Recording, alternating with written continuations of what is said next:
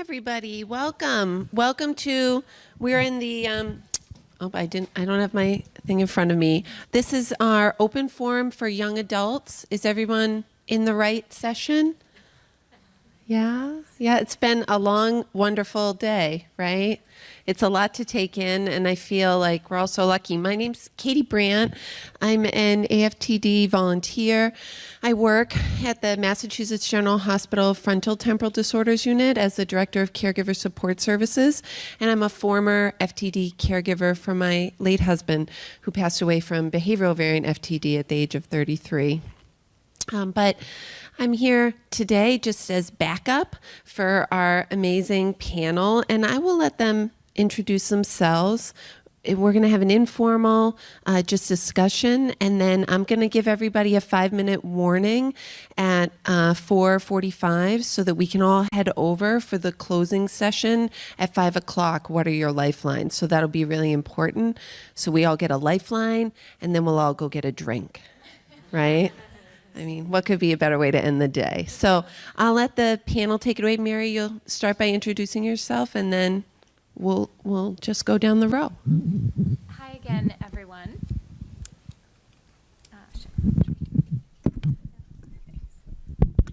Hi again, everyone. I'm Mary O'Hara. I'm a social worker, and I live in Denver, Colorado, where I'm part of a small private practice where we focus on neurological disorders. And I came to supporting families with FTD became really important to me many years ago when I worked in a clinic where we saw a number of people living with FTD and PPA and their families. And so I saw firsthand what families are experiencing, and this work just became very important to me.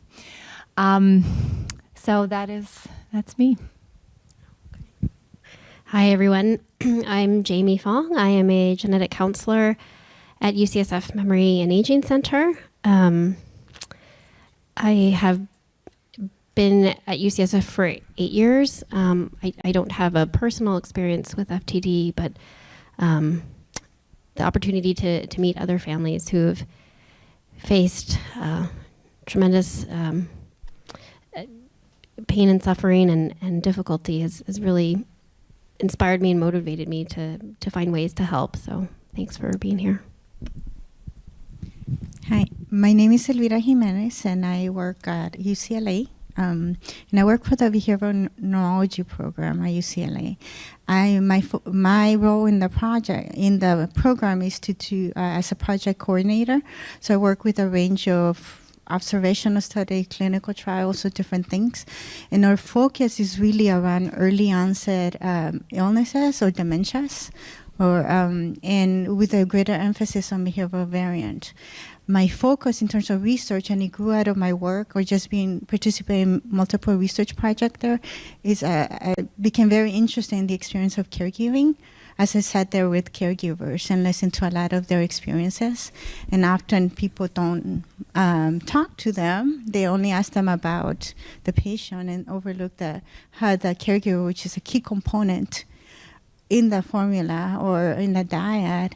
And so I became very interested and started doing research and talking to caregivers and trying to get more immersed and understand, because I did see that it was a very unique experience. This is an illness that occurs very early on, and the challenges are very different. They were juggling different things.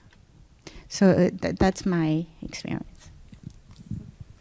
My name is Gabriel Leger. I'm a behavioral neurologist. I've been at UCSD now for about a year, but I was at the Cleveland Clinic before that. I have a special interest in FTD ever since my first patient as a medical student caught my interest and actually drove me into neurology. At UCSD, we're not very involved yet in treating FTD. We do have Irene Litvan, who spends a lot of time with PSP and CBD patients, but my hope is that we're going to have a very active FTD clinic there soon.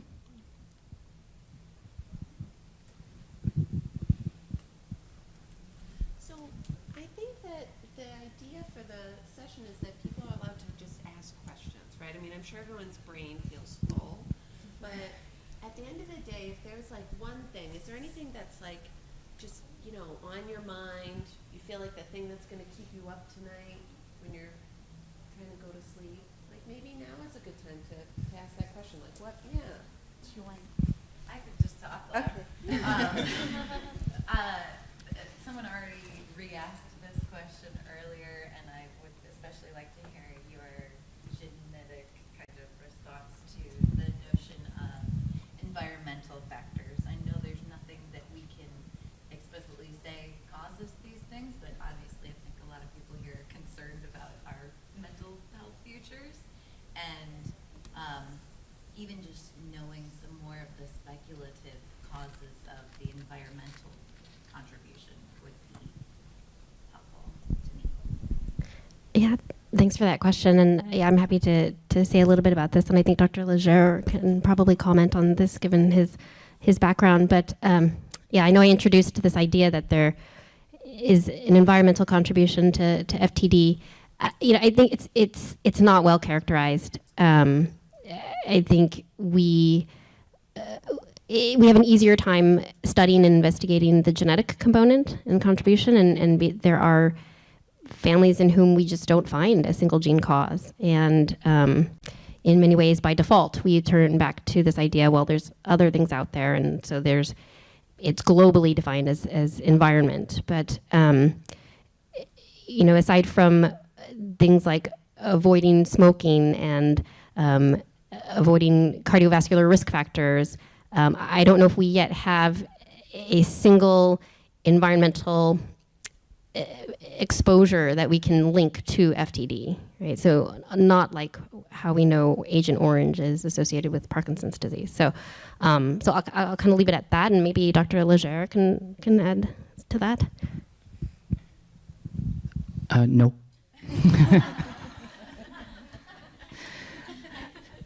I can make a few comments. I don't know how intelligent they're going to be, but we think of environmental issues as being something that it gets worse as we get older, and certainly Alzheimer's disease is one of those diseases that goes up like this as we get older. FTD is actually has a bump at around 50 or something, and so there's got to be something other than the environment there. There are environmental causes. You've heard of Agent Orange, but there are probably a number of other environmental ingredients that cause Parkinson's disease or Parkinsonism. And so because of the overlap between FTD and Parkinsonism, possibly exposure to well water, exposure to pesticides, toxins like Agent Orange. I think at a stretch you could probably say those, but otherwise I'm not aware of anything related to pure behavioral variant FTD.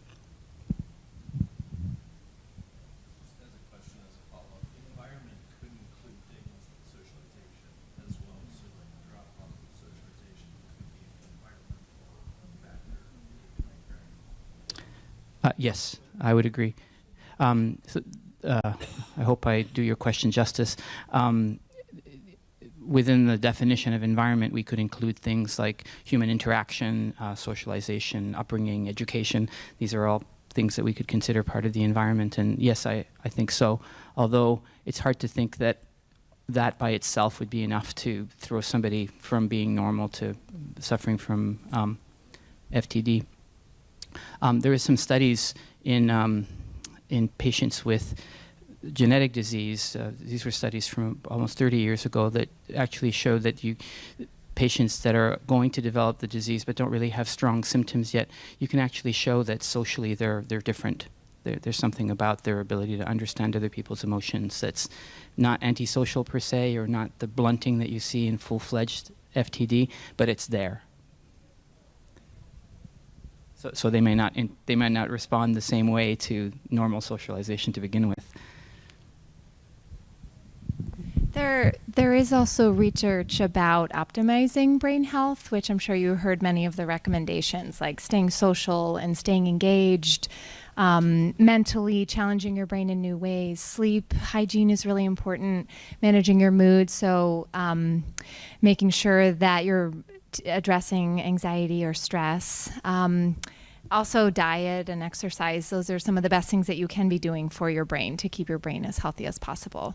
And though I think it's part of the conversation for all of us to be making sure that we're doing those things in our lives.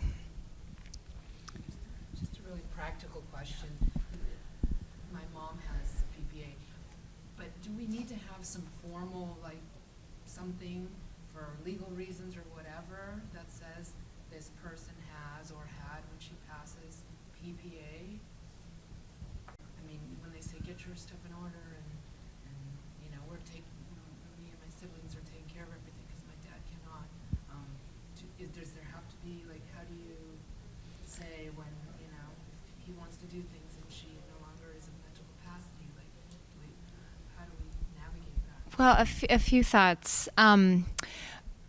I do often encourage people to get a letter from their neurologist that states what the diagnosis is that they can have if they're at the airport and they need just a little bit of extra time or compassion that they can show someone, or if they have to show this to a police officer or something, kind of a formal letter stating the diagnosis and some of the symptoms.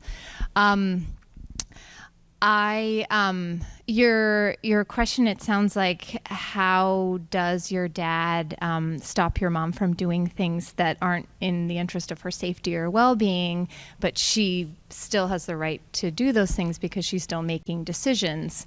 So is that what you're saying? No, She's I mean, she cannot at this point. She okay. passed that stage. So is she putting herself at risk doing certain things that he doesn't feel he's able to stop her from doing? Legally, you know, if he wants to do things legally, she is on, you know, on living trust and things like that. Mhm. But she's no longer has that. Oh, okay. So accounts or something in their joint name, does your dad have to have something in writing about the diagnosis?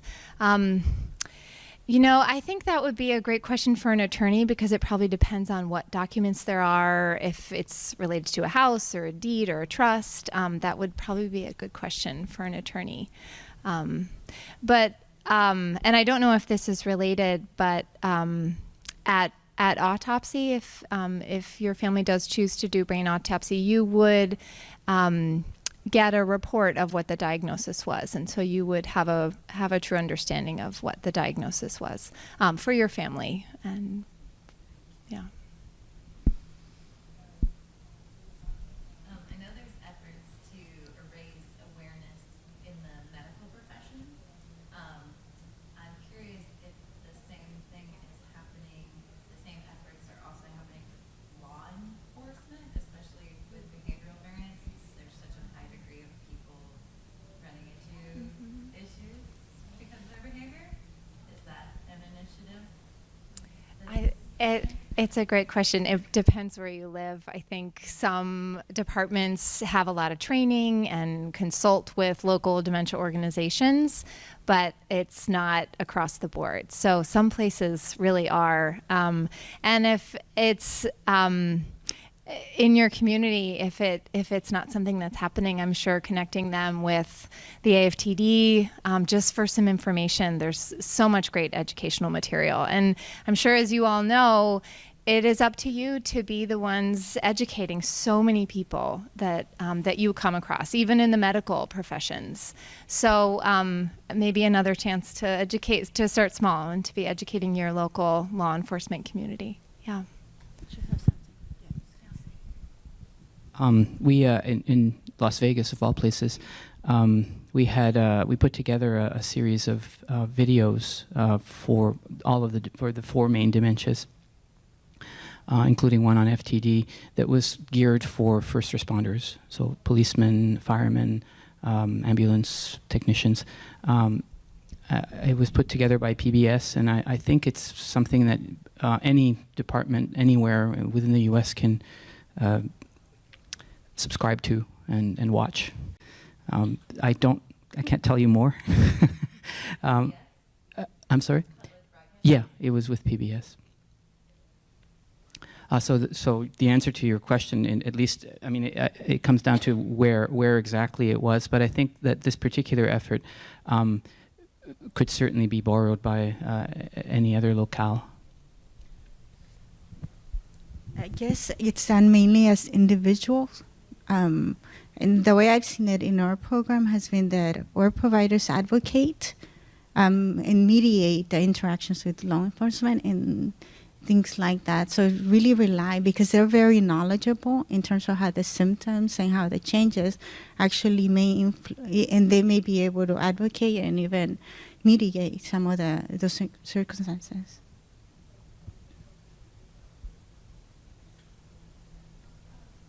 I think some of us in this room have experienced difficulties talking to medical professionals about our parents' diagnoses, in terms of A, getting respect for medical professionals if we don't live with our parent, and B, maybe just the hierarchy of age being an issue.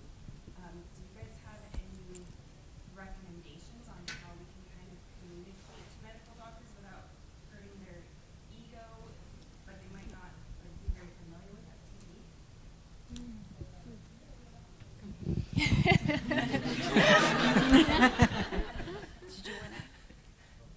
Behavioral neurology fellow at UCLA, so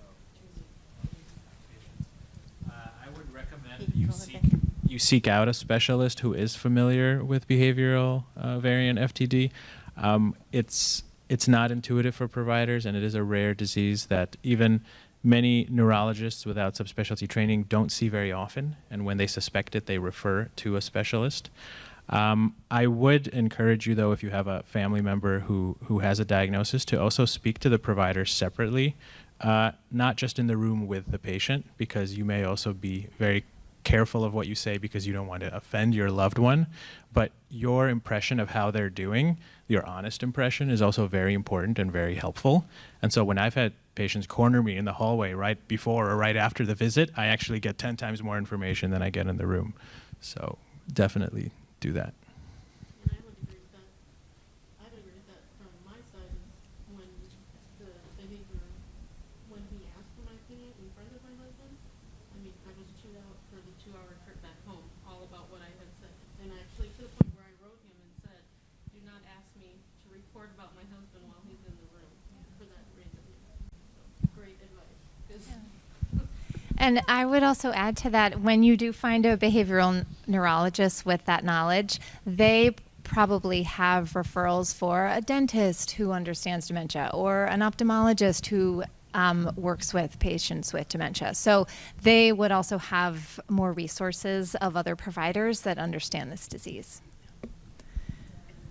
And probably understand the role of the caregiver, even if you're an adult child, because I think that's really what you were getting at. How do you go kind of above your parent to talk to the medical provider, right, and have your voice heard? And I would support the idea of even writing out like updates that you want and giving it to the nurse at check-in. Like I just would say, put it in an envelope for Dr. So-and-so, and like give it when you check in, and then they might just skim it over before you and your loved one come in the room, and really just acknowledging that physicians are busy, but if you give them something like right before you come in, that could help a lot too. I don't know if maybe. It depends on the clinic and how busy we are, and I've certainly had that, somebody give me an envelope with stuff in it, and I know I need to read it, but it gets put aside because the patient's there and the next patient's waiting, and it's not always easy. In an optimal clinic, and we do work at this in these multidisciplinary clinics, is we actually have time alone with the caregiver.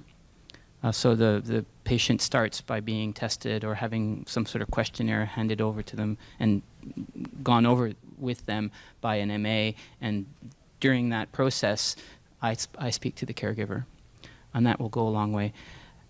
Getting the respect of another physician who's in a very busy clinic, it's hard, and other than just slipping a note, I agree, it's not easy. Not really a question, but a comment. I've heard a suggestion to just only include what you can include on like an index card and to hand to a physician, just because they're probably not going to read the 5 pages, but they'll read the key points. I agree.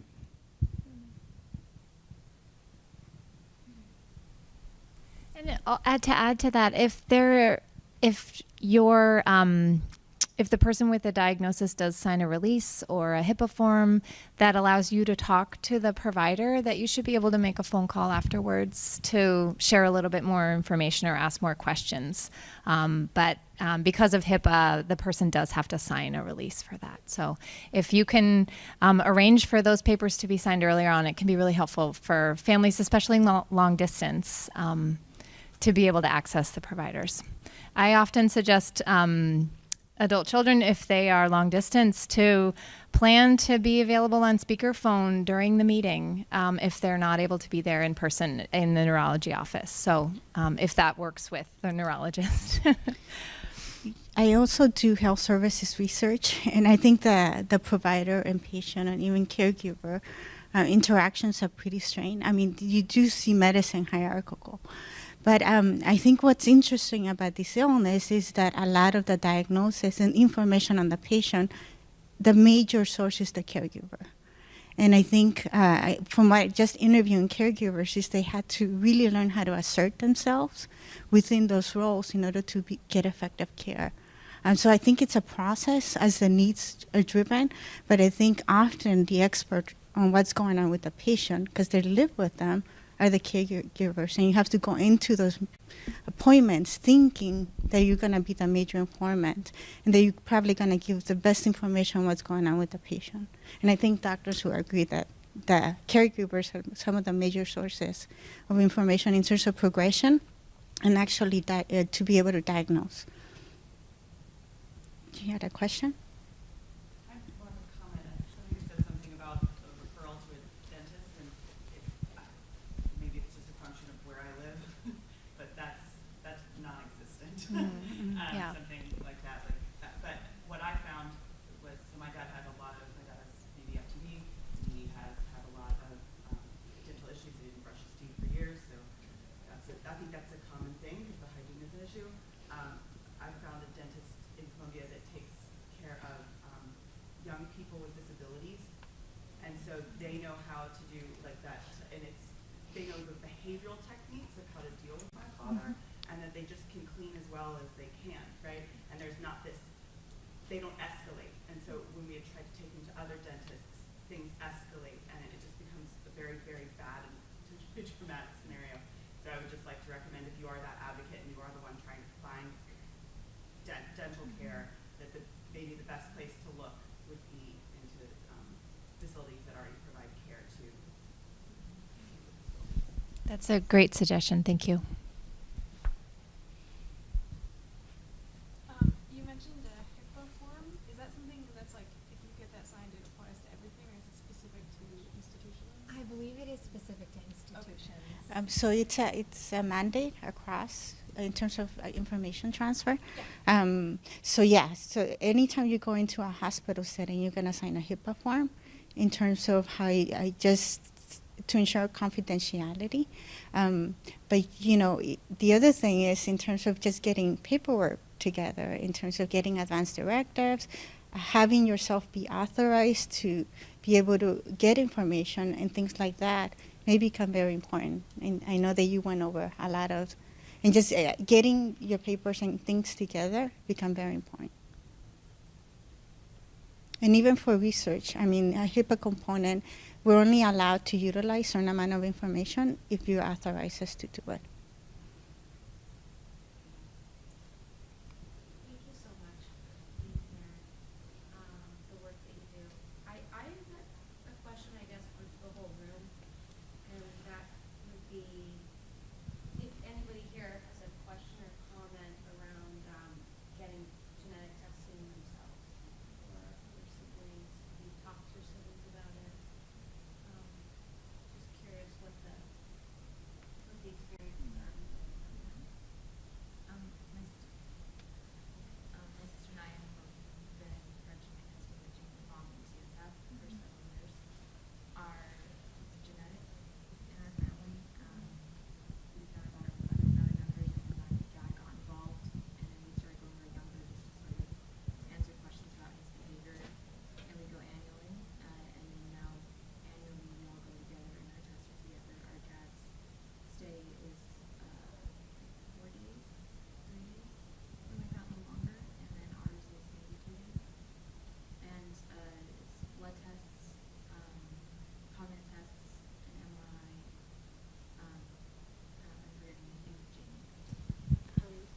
a lot of, yeah, optional. Yeah. Yeah, and it's tiring because cognitive testing, it's the full day, like she had said before, kind of the way it's at least it's that her schedule is like 8 to 5, and it'll be boom, boom, boom, like every time, it'll be like a 10-minute break between things, and then you'll do cognitive testing, and you have to try to focus really hard on that, and then go to another one, focus really hard. So it's really tiring and emotionally tiring because we're talking about our dad, and then we're talking about ourselves. But it's really helpful because you get to ask, say, who is a genetic counselor, questions that you want to ask without your mom around, who doesn't know how to go beyond what's really wound up as a coach. She's a parent who's reality.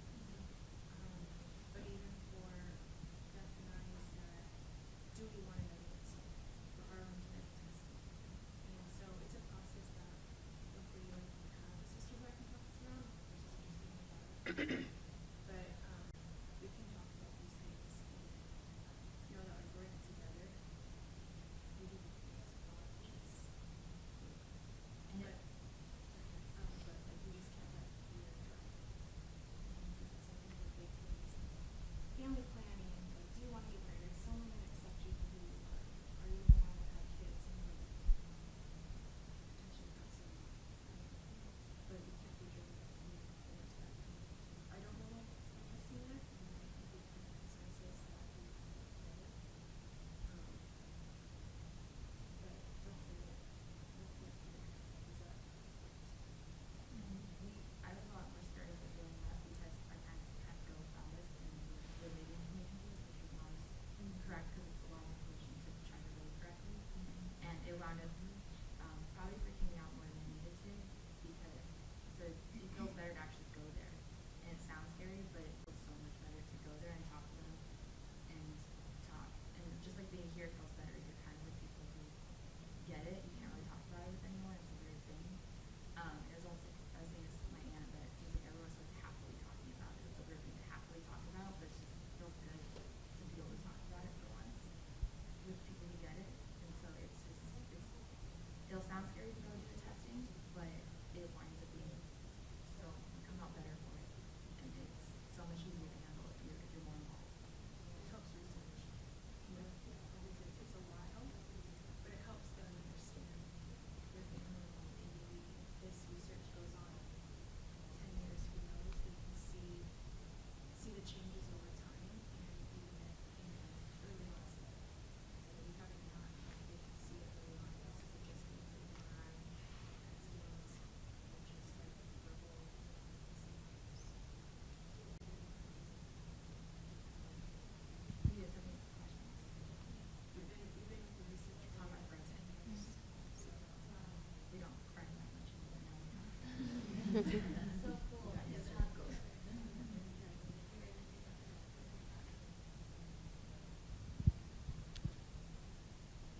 Yeah, thanks, Bobby and Beth, for sharing, and certainly, I think given your rich experience with your family, the process, your familiarity with the research, I think it's important for the group here to know that there are options. Bobby and Beth are very involved in research that's always available to families thinking about testing. Of course, there is always the clinic setting as well. So the multi-day visit with back-to-back appointments is kind of what you might see in a research setting, but and research may not be for everybody.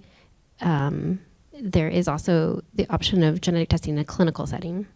Then there are pros and cons to each. I don't know if anyone else had comments or questions about their own thought process about testing or. I'm Tara. I am a genetic counselor, and my mom has seen my FTD.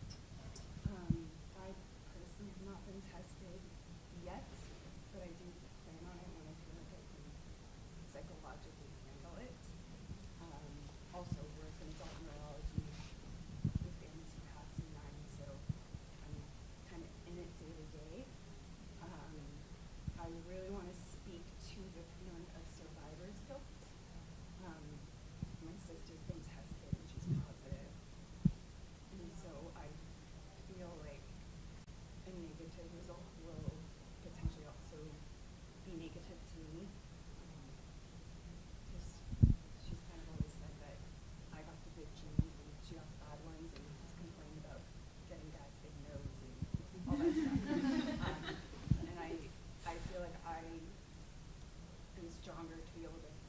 lot of information, and if it ends up just being for, it's another just very complex emotion to feel.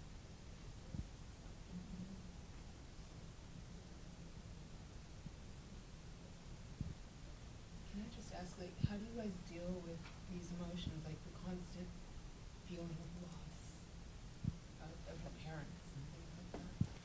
What do you guys do? What's your therapy?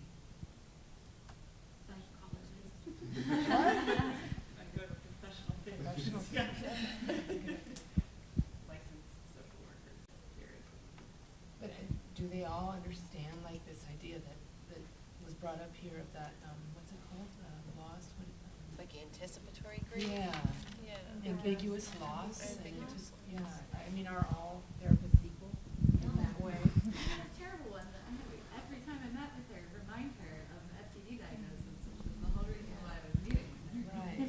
You know, It was like nearing retirement, so I think it was just, she was over it. She was exhausted, and I found ways to have compassion for her where she was.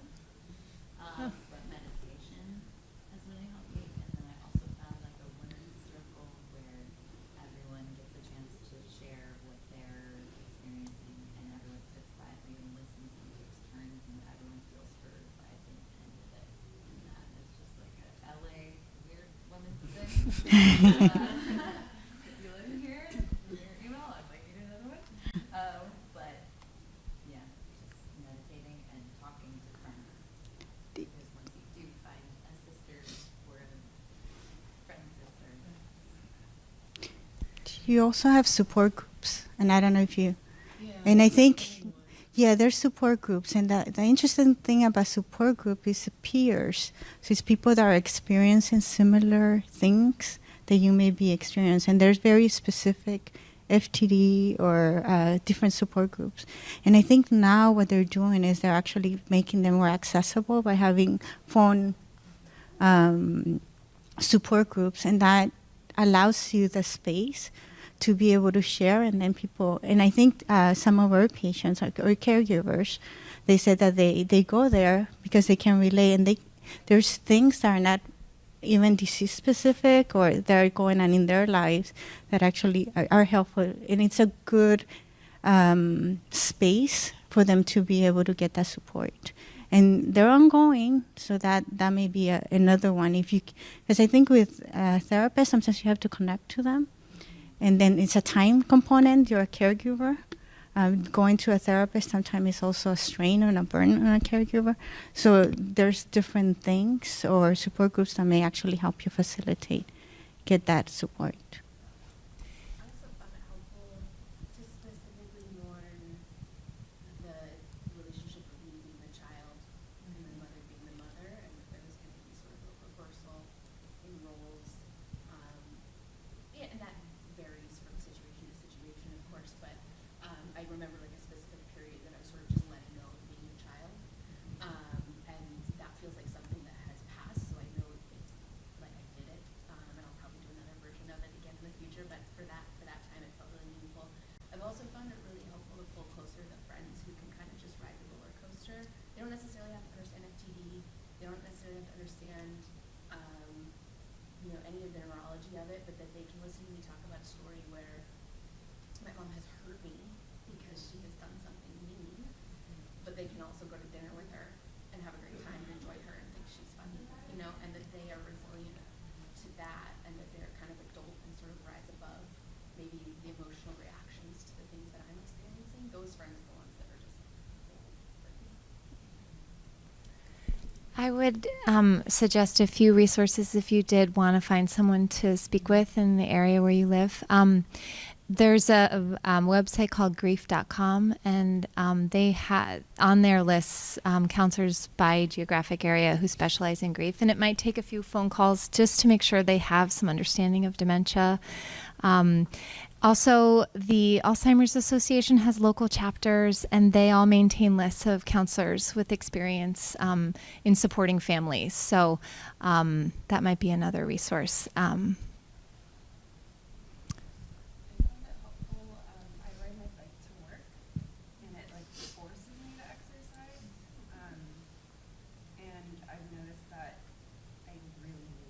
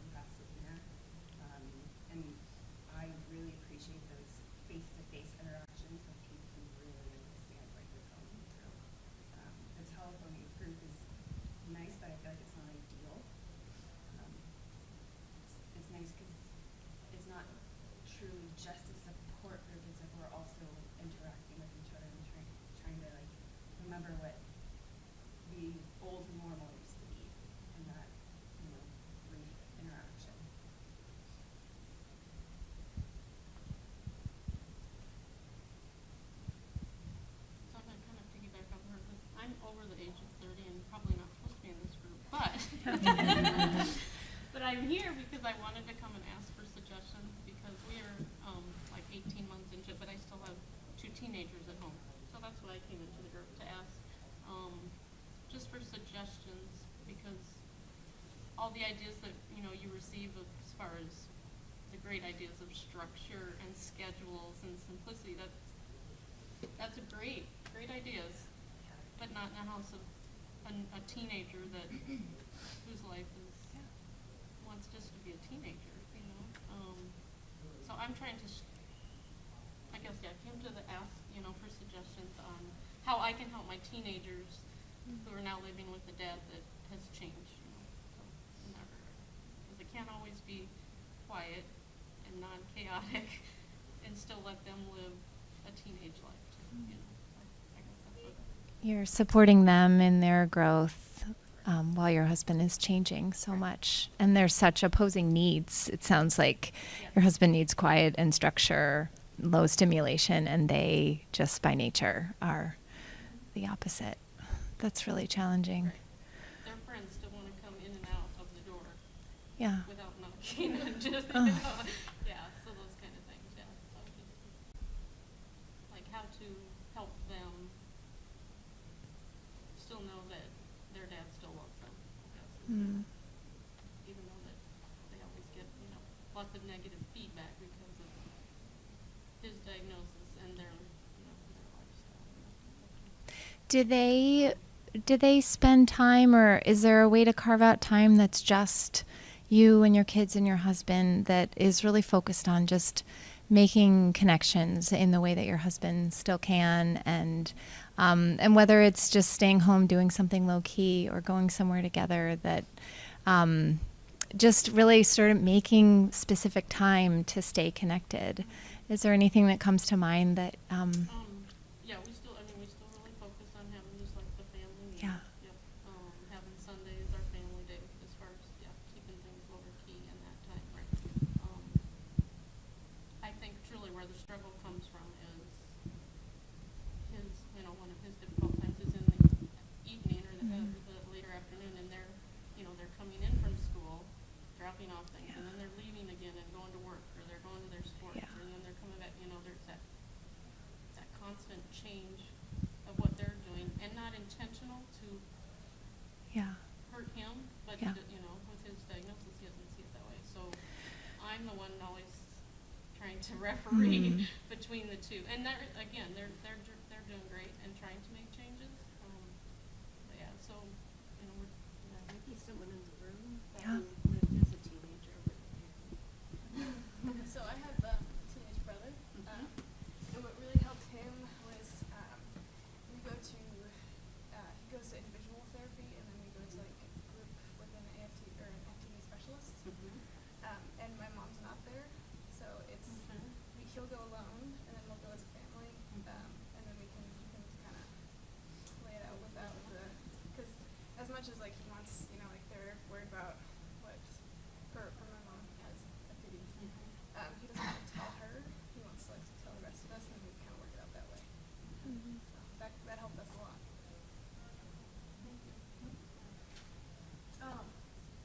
I am not a teenager, and I'm an only child.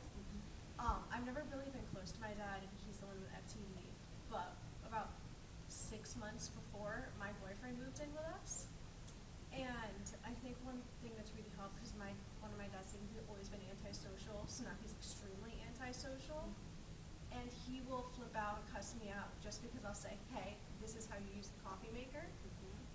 And one thing I've had to realize is that he's having an outburst, but when he says fuck you to me, it's because he's mad and he can't do it. And that as a child, I shouldn't have to teach him how to do these things. So it's kind of having to realize this is not towards me.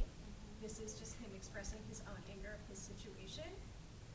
And then also as far as having friends come over, with my boyfriend moving in, there's a lot of new people that typically wouldn't come over. So before they come over, for the first time, I'll explain my dad's situation and say hey, if he does something weird, or if he doesn't come down, or if he comes out and sees you and kind of freaks out, this is why. He's probably gonna stay alone, but just understand this is the situation, and it seems to help a lot, and he seems to be like pretty calm and good with that situation. I think that's helped a lot. Just to Keep going. So my brother's still kind of, because he's a teenager, so he gets really upset when my mom will do stuff. And so we always, and it's starting to kind of, it's been 3 years for us, so like it's starting to hit home with him that it's not her, it's the disease. So the more we stress that, like it's just, you do it over and over and over and over, and finally it's like starting to make sense. So that's what I think it just takes time. But I'm a little older too. It'll make more sense. Something else to think about, if the chaos of this time in the afternoon is really agitating your husband, is there a way to take him for a walk at that same time, just so that we're not putting him in a situation and expecting him to control himself when the disease is really limiting his ability to do that? So can we remove him from the situation so that your son can still have friends over? And And I've been trying to do that, because I'm still at work when Okay. this is all happening. So we have, the calendar schedule, and so he's still able to drive currently. But he likes to do his exercise routine or whatever. So I have that on his calendar, so that I kind of plan it that way, so that he's going out to exercise at the time all this changing is going on, which has helped. Yeah. There's a resource, if I may, that there's Tiffany Chow. Has anybody heard of her? She's been very active in the field. She put together a website called When Dementia is in the House, and it's actually geared towards how to explain to teenagers and to kids what FTD is about. You said Tiffany Chow? Yeah. Finish up. But the website is called When Dementia is in the House, advice for parents. There's a link to it through the AFTD Yeah. website. Okay. And there's also a book. I think there's a handout that's been created that's based on that. So there are just these resources that you can use. When There's nothing. dementia is in the house? Yeah. And I think maybe one more question. There's a question over there that I interrupted. Sorry. Being the daughters of someone with FTD, I feel like sometimes we feel a responsibility. How much, and financially it does take a lot, so how much do you think, this goes to everybody, like we want to help out, we want to be a supportive role, but how much to help us prepare for our futures? Like we don't want to put our whole life in and have, do you know what I'm saying? Like a happy balance, trying to figure it out when life is already hard as it is. Do you know what I'm saying? Like how do you financially balance that? And are you talking about you are contributing your income to supporting your mom? Okay. Does anyone have any experience with that or thoughts on that? I would say I'm fortunate enough that my mom was very adamant about saving a lot of money, so I don't have, and I'm not contributing my own finances to them, but I actually am very future oriented, so I went into my career faster than I wanted to, and I'm trying to pay off my student loans by the time my mom's pension runs out, because I've got that on my mind that they might need the money. Both my parents have dementia. So I'd say that piece just isn't really on my mind as much, but it definitely has changed how I've lived. I noticed that my social interactions with people is what has really affected me as a caregiver.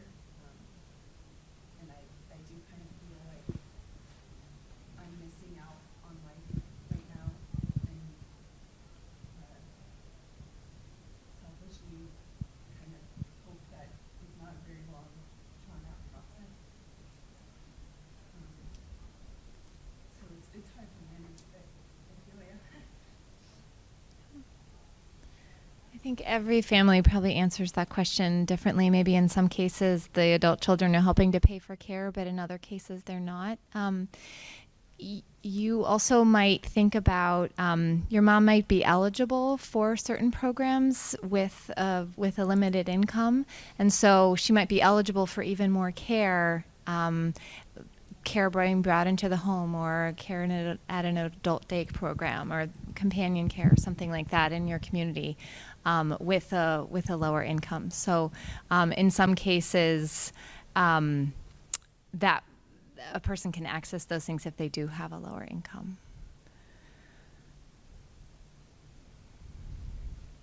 Sure, thank you.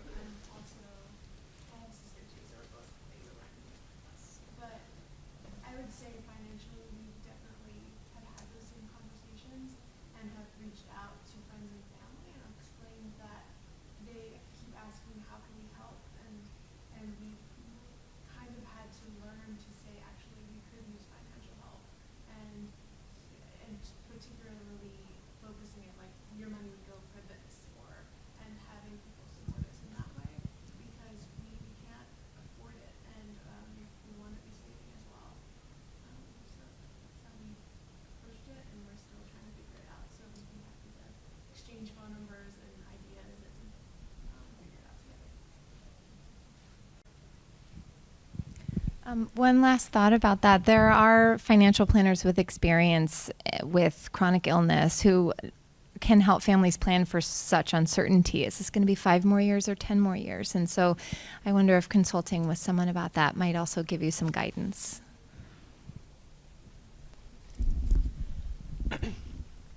I just want to say that the courage in this room is bold. You guys are fearless.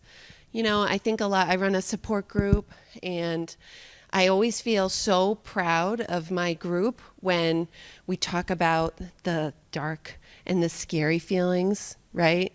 Because I think that to feel safe and know that AFTD is providing this safe community for you guys, and that you've connected with each other, this is not enough time to fully dive into the topics that you brought up, but I hope that you see each other and that you'll connect, because really there's sometimes no substitute for just someone else who can say, yeah, I'm walking the journey you're walking. You know, so thank you for your vulnerability and your bravery, and for just sharing yourselves in this forum.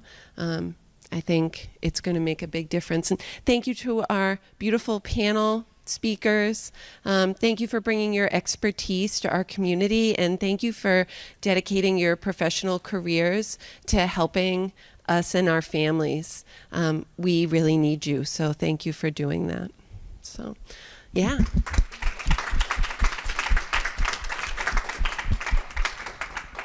So now it's like, what's that? What was that game show? Was it Who Wants to Be a Millionaire? You could get a lifeline. Let's all get, I mean, there's not going to be $1 million in there, but we could all go back to the main ballroom and hear the closing remarks for the day. Thank you, guys. And do your evaluations. Do your evaluations.